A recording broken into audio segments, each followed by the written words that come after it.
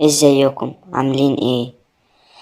في عمارة قديمة في حي المنيل، كانت سلوى واقفة قدام البوتاجاز بتجهز الغدا لجوزها محمود. محمود جوزها راجل طيب وشغال موظف في شركة حكومية. حياته كلها بين الشغل والبيت، ما بيعرفش يعبر عن مشاعره بكلمات حلوة، لكنه بيعبر بإن شيلته تقيلة عشان يوفر لبيته حياة كريمة.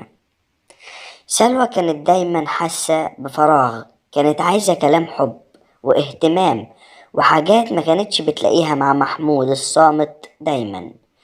وفي وسط الفراغ ده ظهر عصام، الجار الجديد اللي ساكن في الشقة اللي قدامهم.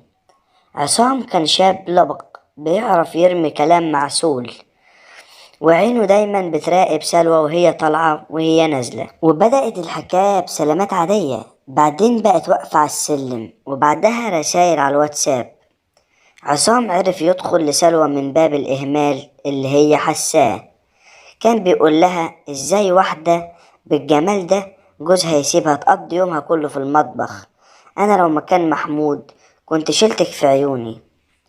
سلوى بدأت تنجرف في الأول وكانت بتأنب نفسها، بس مع الوقت الشيطان زين لها الموضوع وبدأت تفتح لعصام باب شقتها في الوقت اللي محمود فيه في الشغل.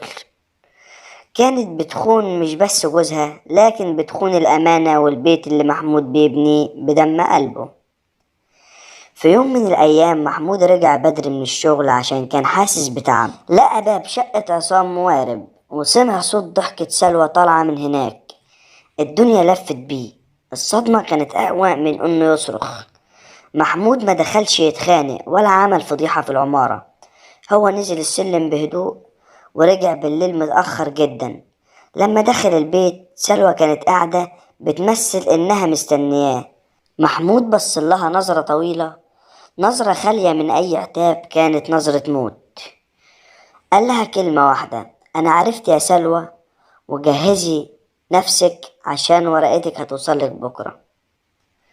وسلوى حاولت تنكر وحاولت تعيط وحاولت ترمي اللوم على إهماله، بس محمود قطعها بهدوء مرعب: الإهمال يعالجه الكلام مش الخيانة.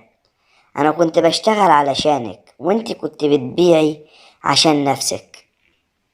خرج محمود من البيت وما سابش وراه غير ريحة وجع ما بيتمحيش. أما عصام فبمجرد ما عرف إن الموضوع اتكشف قفل تليفونه وعزل من الشقة في تالت يوم، لأنه كان مجرد صياد بيدور على فريسة سهلة. وأول ما الحكاية قلبت جد خاف على نفسه. سلوى لقت نفسها لوحدها، خسرت الراجل اللي كان ساترها وخسرت احترامها لنفسها، واكتشفت إن اللي خانت عشانه كان مجرد وهم، وإن الندم هو الوحيد اللي هيفضل جارها العمر كله. ودي كانت قصة خيوط الندم، سلوى ومحمود. أتمنى لو القصة عجبتكم ما تنسوش تدعمونا بلايك واشتراك في القناة علشان تشوفوا منا كل جديد.